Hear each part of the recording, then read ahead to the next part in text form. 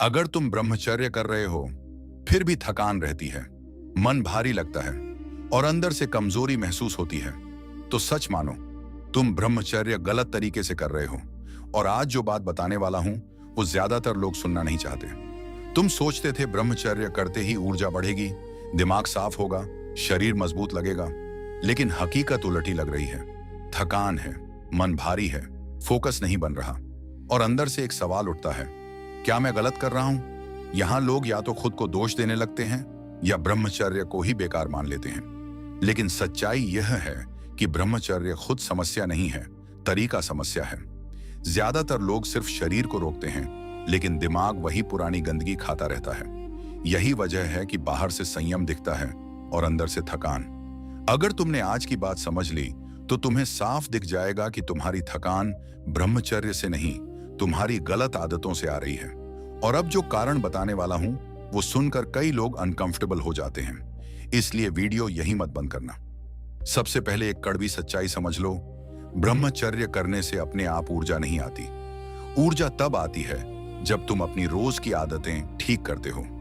कई लोग ब्रह्मचर्य कर रहे होते हैं लेकिन रात को देर तक जागते हैं, फोन पर घंटों स्क्रॉल करते हैं, दिमाग को लगातार उत्तेजित करने वाला कंटेंट देखते रहते हैं, फिर कहते हैं ब्रह्मचर्य के बाद भी थकान है। थकान ब्रह्मचर्य से नहीं, तुम्हारी लाइफस्टाइल से आ रही है। कुछ लोग संयम तो रखते हैं लेकिन शरीर को चलाते नहीं। न व्यायाम है, न धूप है, न गहरी सांस लेने की आदत। शरीर जाम पड़ा है, ऊर्जा बहने की जगह नहीं मिल रही। ऊर्जा रुकी रहेगी तो भारीपन लगेगा। इसके अलावा कई लोग मानसिक रूप से खुद को दबाते हैं। इच्छा आती है और वे उसे समझने के बजाय कुचल देते हैं। मन के अंदर संघर्ष चलता रहता है। यह संघर्ष थकाता है। तुम बाहर से शांत दिखते हो लेकिन अंदर युद्ध चल रहा होता है, और लगातार चलने वाला अंदरूनी युद्ध किसी भी इंसान को थका देता है। इसलिए ब्रह्मचर्य का मतलब खुद से लड़ना नहीं है, इसका मतलब है खुद को समझकर दिशा देना। अगर तुमने अपनी नींद, खान पान, शारीरिक गतिविधि और कंटेंट की खपत नहीं सुधारी तो सिर्फ संयम से तुम्हारी थकान नहीं जाएगी। थकान एक संकेत है कि तुम्हारी दिनचर्या में कुछ गड़बड़ है, और अगर तुमने यह संकेत अनदेखा किया तो तुम ब्रह्मचर्य को ही दोष देते रहोगे, जबकि गलती तुम्हारी आदतों में होगी। यह सुनकर चुभेगा लेकिन सच्चाई यही है। ज्यादातर लोग ब्रह्मचर्य बाहर से करते हैं, अंदर से नहीं। वे शरीर को रोक लेते हैं लेकिन दिमाग वही पुरानी कल्पनाओं में घूमता रहता है। दिन में काम करते हुए भी दिमाग भटकता है। अकेले बैठते ही पुरानी तस्वीरें याद आने लगती हैं। फोन खोलते ही वही कंटेंट खींचने लगता है, और फिर लोग खुद से झूठ बोलते हैं, मैं तो ब्रह्मचर्य कर रहा हूं। नहीं कर रहे हो, तुम सिर्फ शरीर को बांध रहे हो, मन को नहीं सिखा रहे। यही सबसे खतरनाक धोखा है, क्योंकि इससे अंदर गंदगी जमा होती रहती है। बाहर से संयम दिखता है, अंदर से इच्छा पकती रहती है, और जो इच्छा पकती रहती है वो एक दिन फटती है। तब गिरावट और भी जोर से होती है। लोग 10 से 15 दिन संभल जाते हैं, फिर अचानक बुरी तरह टूटते हैं। क्यों? क्योंकि उन्होंने मन की सफाई नहीं की, उन्होंने बस मन को दबाया। दबाव कभी स्थायी समाधान नहीं होता, यह एक समय बम है। और सबसे खतरनाक बात, लोग इस अंदरूनी गंदगी को नॉर्मल समझ लेते हैं। वे सोचते हैं कि मन में ख्याल आना गलत नहीं है, और उसी बहाने ख्यालों को पालते रहते हैं। यही पालना ब्रह्मचर्य को खोखला कर देता है। तुम खुद को मजबूत समझते रहते हो लेकिन असल में अंदर से कमजोर होते जाते हो। और यही वजह है कि ब्रह्मचर्य के बाद भी थकान रहती है, क्योंकि तुम्हारा दिमाग 24 घंटे इच्छाओं से लड़ रहा है।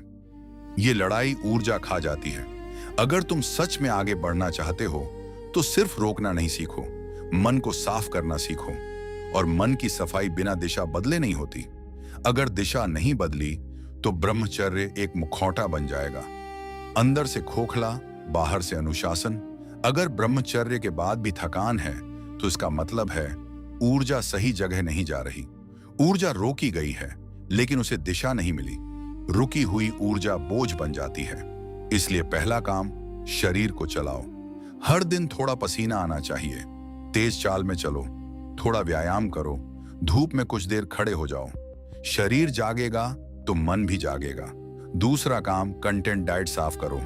तुम जो देखते हो वही सोच बनता है। अगर दिन में गंदा या उत्तेजक कंटेंट देख रहे हो तो रात को दिमाग साफ कैसे रहेगा। तीसरा काम, अकेलेपन को समझदारी से इस्तेमाल करो।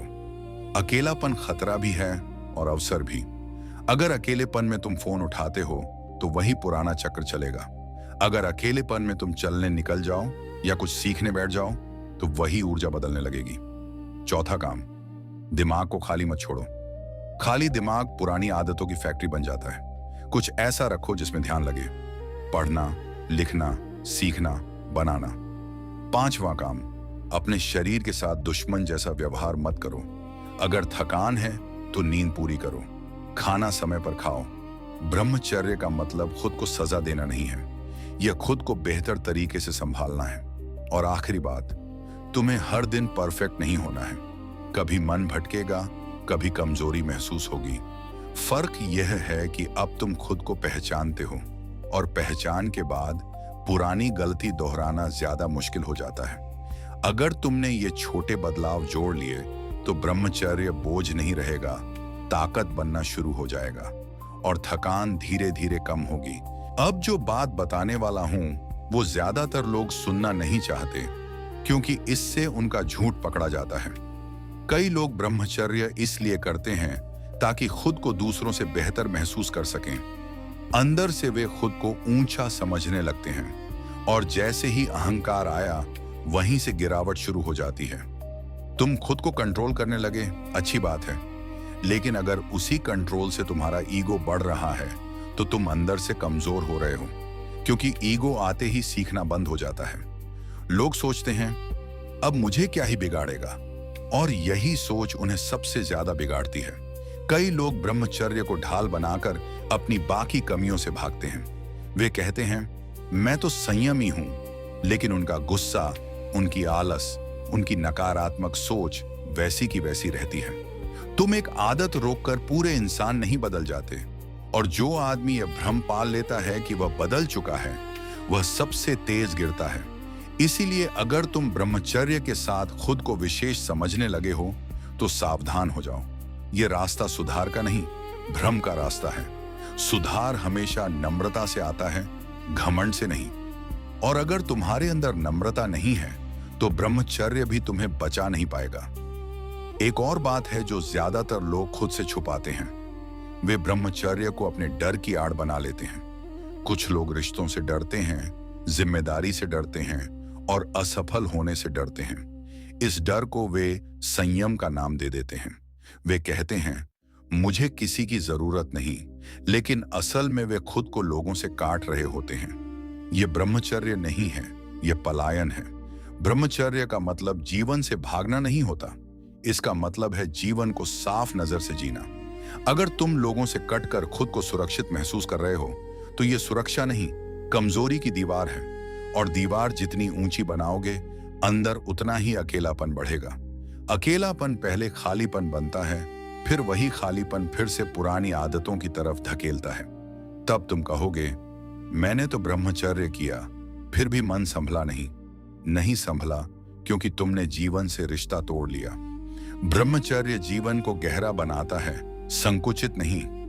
अगर तुम्हारा दायरा सिकुड़ रहा है तो समझ लो दिशा गलत है, और गलत दिशा में चलकर कोई भी साधना तुम्हें मजबूत नहीं बनाएगी। तो अब साफ समझ लो, ब्रह्मचर्य के बाद भी थकान आना कोई रहस्य नहीं है।